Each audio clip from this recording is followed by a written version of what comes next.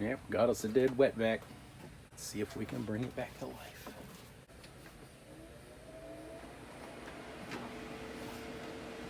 It's 95 degrees out here. It's sunny Florida. I've been vacuuming drywall dust with it, so I got a feeling that that's going to be the culprit. I've had this one for a while. It's been a pretty good vacuum. Whew, man. That's how they usually look, though. Whatever vacuum drywall dust up, you know what I'm talking about. That vent is pretty clogged, so let's unclog that first. Just sure. Where it leads, the screws are buried down in there.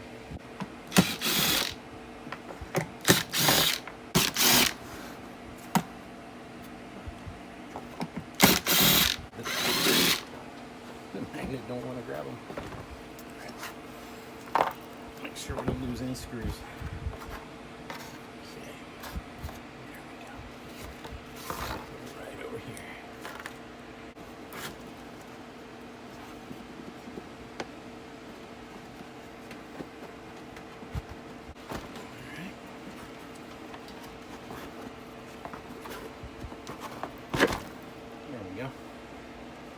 I disabled the switch on this a long time ago because it took a crap. So what do we got going here? It's all intact still.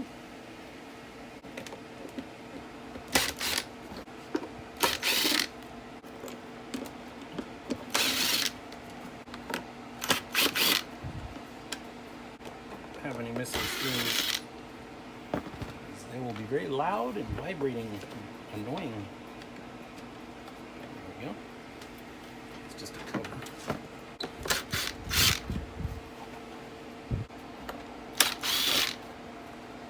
Just 2 screws. Got 4 on the other side.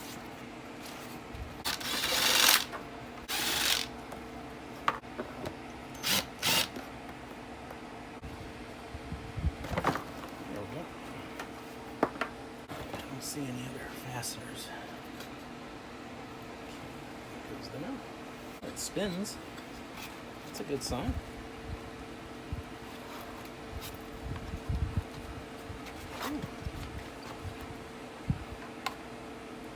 Ooh, it's hot. It's still hot from running.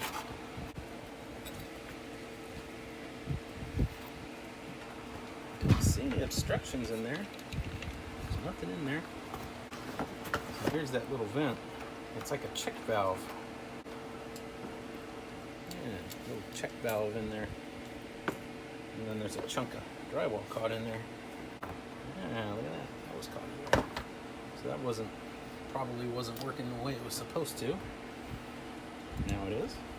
Just put it right back in. There we go. Okay. That's fixed, but I think we still got something going on with the motor here. The brushes, possibly. Let's take a look at this motor. These tabs, nothing's falling apart. Usually if you have something going on in there that's serious, oh, the motor spins nice and smooth. I think there's probably a overheat switch in here somewhere. There it is right there. What happens a lot of times on these things, you guys, is when you're vacuuming up stuff and you're vacuuming for more than like a few minutes straight and it starts to get clogged up, there's a heat switch on here, and those heat switches will actually feel the heat of the motor and shut off, and that protects the motor. So I'm thinking that that's bad, and that might be what our problem is this motor is hot, but it's not too hot. Hey, what are you doing, dirty dog? I just had it plugged in and it was running like 5 minutes ago, and then it just stopped running. So it didn't wind down, it didn't really do anything. It sputtered a little. So when they sputter, you're going to probably end up having a bad heat switch or a heat sensor. And what that does is it just makes an open in the winding. and all our connections are good. The brushes don't look too bad. There's a little bit of discoloration on the armature there, but the smoothness of the motor turning tells me the brushes are still good. You're just going to get a little bit of that blackness in there, and that's probably just from, you know, me vacuuming drywall dust with it for a couple years. So I have a feeling that this little heat switch right here is what's causing us problems. It's just been set off so many times that it's just not liking when it gets hot at this point. I don't see any heat damage to the motor. There's a little bit around where the brushes are, but that's normal because there's some arcing, but I don't see any breakdown of any of the windings. I can look in there and see the stator and the armature, and they don't look bad.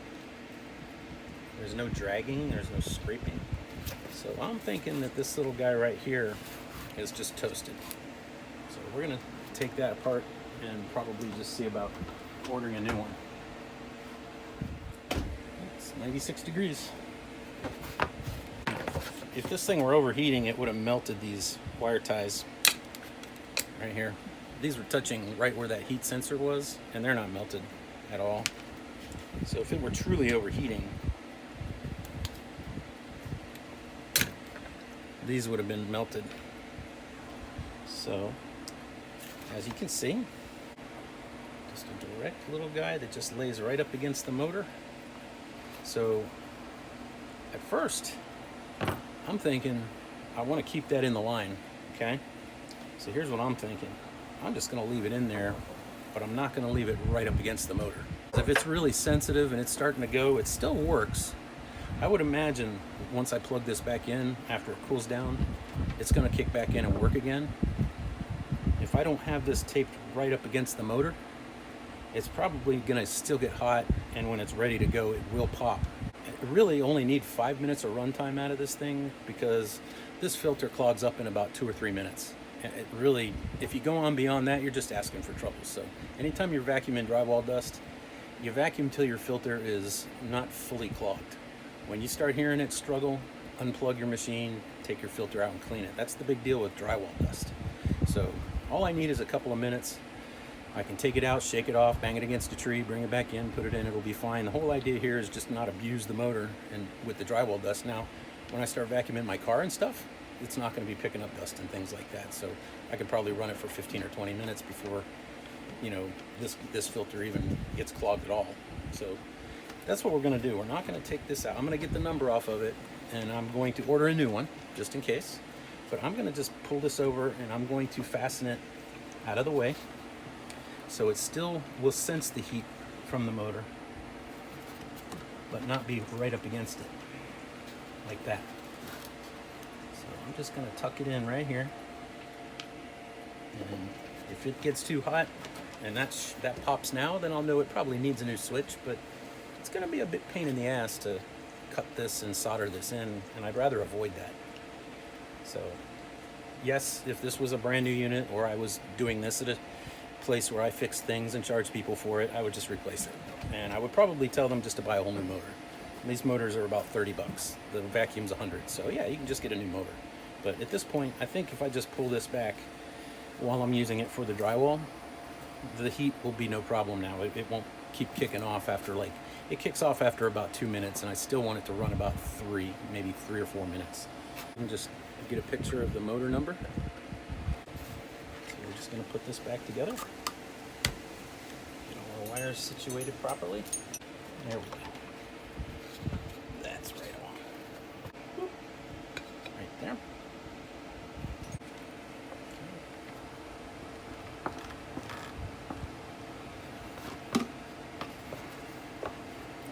Make sure your little gasket's in the way.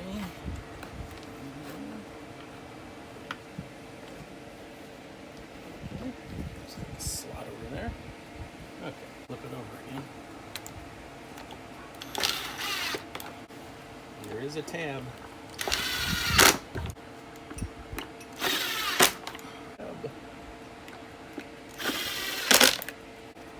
it over. Make sure it's all seated. Looks good. And there's a gasket in there. Make sure your gasket is seated in good shape. And we are going to plop this back down.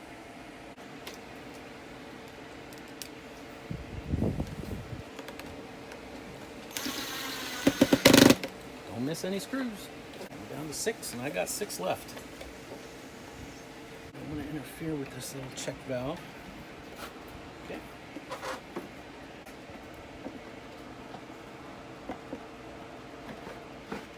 It goes on one way. Gotta have 3 points aligned, or it will not go.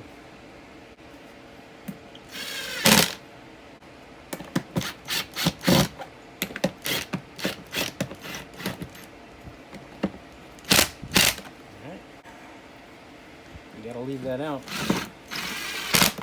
until you get the cover on so the motor can shift around a little.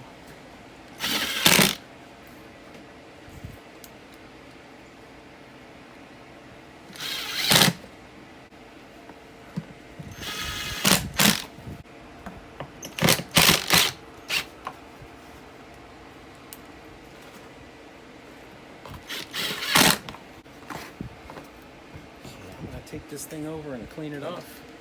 Alright, I just got some of the heavy stuff off the bottom of it. It's not a big deal. I'll give it a real good cleaning once we're done with all the sanding. Okay, that's the right way. Put the filter back on. Lining pins in place. Put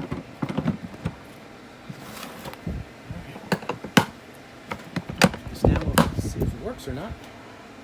Alright, here it goes. Wish me luck.